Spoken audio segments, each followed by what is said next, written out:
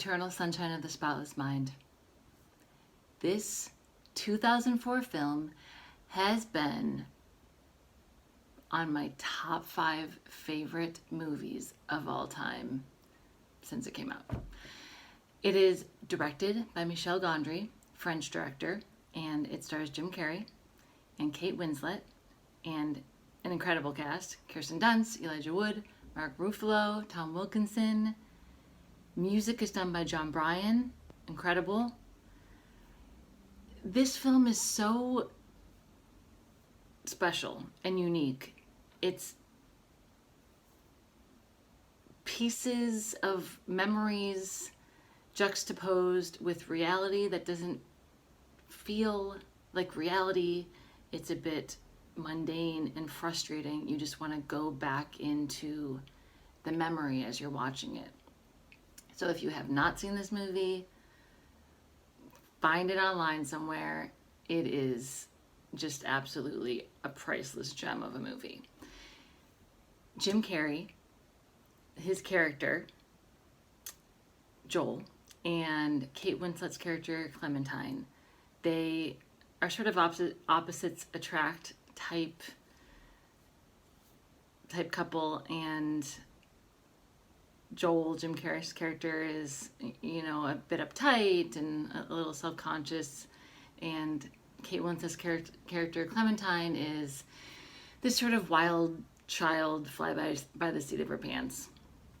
Say whatever, do whatever she's thinking, whatever comes out. And they get into a relationship and truly love each other. And it's a bit tumultuous because of their personalities, and they break up, and Kate Winslet's character finds this place to erase her memories of Joel. And then the movie's about how he goes and finds this place run by Tom Wilkinson to erase the memories of her. It is so special. So the whole movie is him going through these memories. And there's some that are terrible, and he's probably thinking, of course, I'm glad, I'm not with this person anymore. And then some of them are so special and precious, and he wants to keep a few of them. And he realizes, I want to call it off. And he's unconscious, and then he can't call it off. So as he's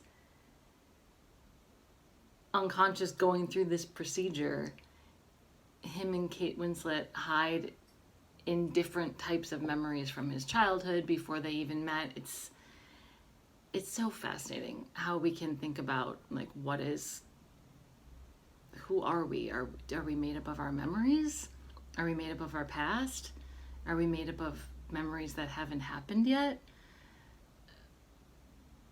What is happening in our brain that makes us perceive what we perceive and how we perceive the world because of this person's influence on us? And this breakup makes me think a certain way about this next person, and I'm going to interact with this person because of a memory I had of another person that reminds me of this.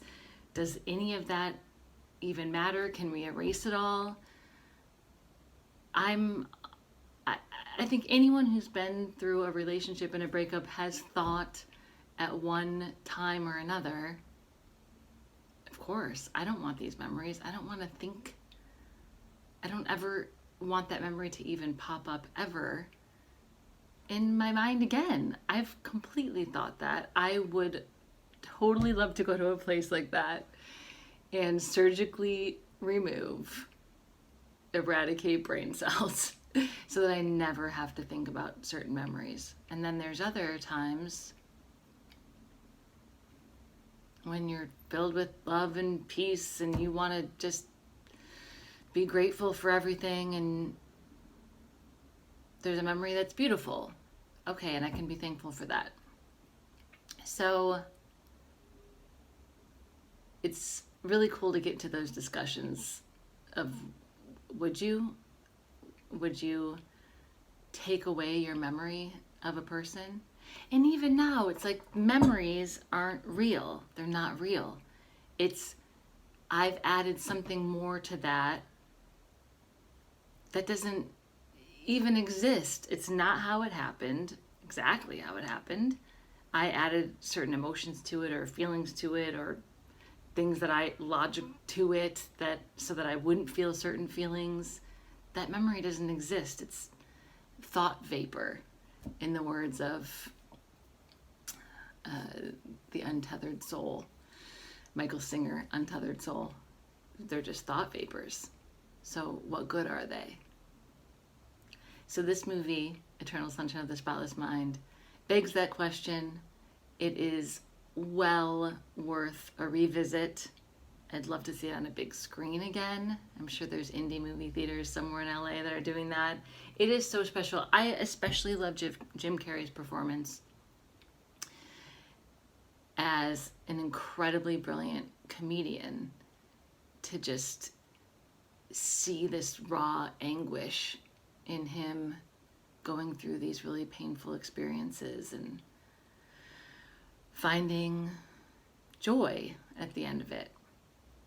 And you know what's left after everyone's mistakes and all the breakups and the pain. What's left? Love. I mean, that's what we have that's left.